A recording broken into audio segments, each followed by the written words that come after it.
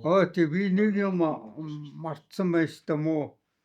Инх жаргалдаа хэлхээ мартсан байна шүү дээ мó. Инх жаргал бол миний одоо хайртай дүү. Одоо манай Жани ахын ганц эрх шараа охин.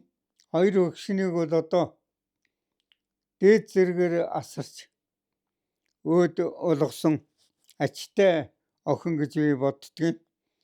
Инх жаргалтаа бол бас баяр өргөх нь зүйтэй гэж бодож байна.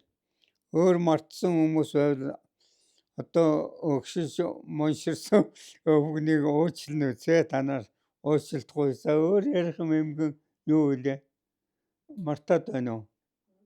Мартчихгүй. Ерөнхий ярих юм бол овоод ярьчлаа. Нилээ сайн ярьчихв. Би бол их л товчхон яриад байгаа юм. За ууч маягаар баяратаага. За. Гарал үүслийн талаарч би баяраагаас дуртуул юм шиг байна. Гэхдээ бас настай улсуудтай уулзаж бас нэлээ сурсан. Тэгээд ихэнх настай улсуугаа бас өөд болцсон. Монголын хүн сансан юм шиг байна. Тэгээд зарим нь бол бас юу яасан. Монширцсан бас сайн мэдэхгүй болцсон. Тэгээд галт бүргэдийн эцэг юу инг тайван гэж юм байх шиг байна. Тэгээд инг тайвнаас дээшүүд ер нь мэдэхгүй болчиход байна. Миний хувьд бол инг тайвны бүргэдийн хүү дэндв гэж л байгаа. Тэрний удам бол яг хөх бох гэдгээр дээшээ яригдчихсан байна. Тэр тугчин овогч нь бол Чингисийн тугийг амгааж явахад оролцож ирсэн улсууд юм уу да. Тийм улсууд байсан. Тэгээд тэр Чингисийн тугт юм уу би сайн мэдэхгүй байгаа. Тэр юуны Мавган багшаа та уулзаж би бас нэлийн асуусан юм.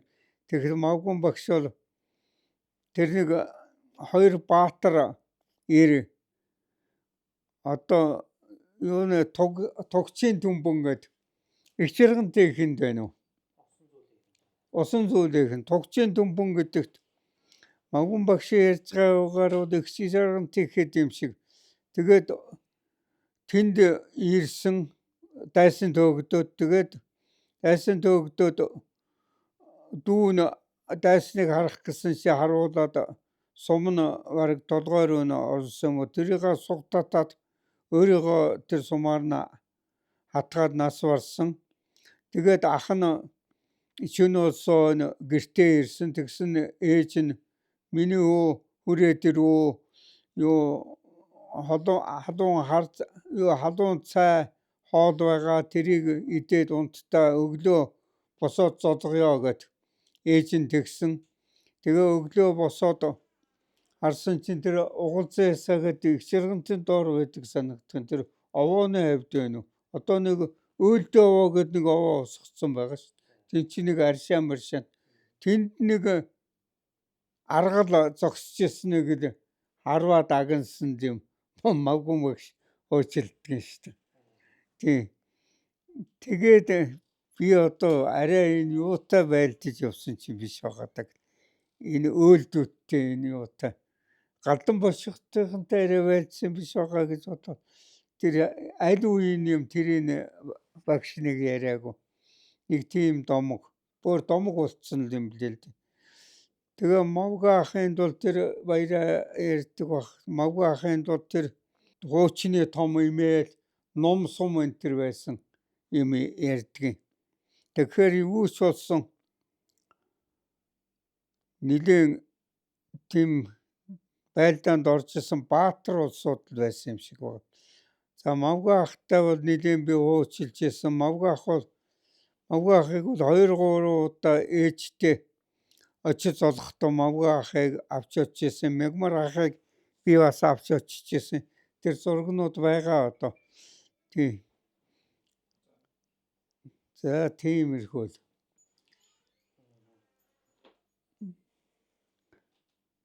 За сүүлийн үеийнхээ хувьд бол цөм мэдж байгаа шүү дээ та нар тийм ээ.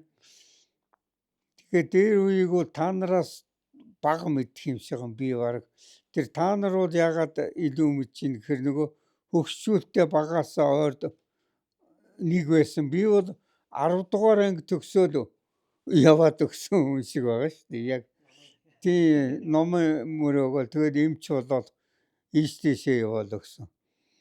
Нутагтаа бол би 2991 онд л тариаддаг ч удаа. Тэр болтол би нутгаараа яваагүй юм байна. Тэгэхээр бол манай дүүнер бол илүү мэдээд байна. За ингээд нөгөө сүүлийнхаа нэр юм хэлхээ мартчих шүү дээ.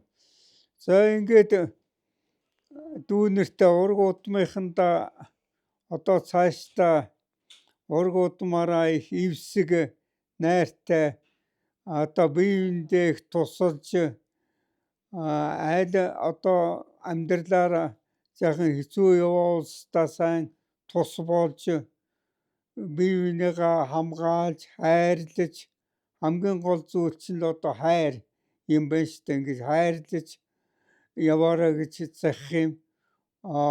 Бас нэг захих зүйл бол одоо өгсөрсөн хойнол ойлгоход залуучууд маань өдрийн тэмдэглэл ерэн сайн хийж явах хэрэгтэй юм шиг байна. Би бол өдрийн тэмдэглэл нэлээ хийдэг байснаа сүүлдээ бас хайцсан. Тэр буруу юм шиг. Өдрийн тэмдэглэл бол хөгшөрсөн хойно бол тэр чигээрээ л жоохон засварлал тэгэл ном түүх болохоор зүйл юм. Өдрийн тэмдэглэл хийх нь чухал юм аа. Өөр нэг зах зүйл бол тэр эрүүл мэнд гэдэг бол нэг номерын асуудал юм. Хүн хичнээн баян яваад эрүүл мэнд нь муу байвал тэр их алт хөрөнгийг ямар аваад явах биш. Тэгэл юучгүй хоосон нүцгнээрээ л хорвоогоос явах учраас эрүүл мэнд гэдэг бол чухал юм. Эрүүл мэнд дэвэл нэгдүгээрт анхаарч явах. Хоёрдугаарт бол эрдэм боловсрол. Гуравдугаарт бол эд хөрөнгө гэж байгаа шүү дээ. Тэгэхээр энийг бол сайн анхаарч явах нь хэрэгтэй юм аа гэж захих байна да.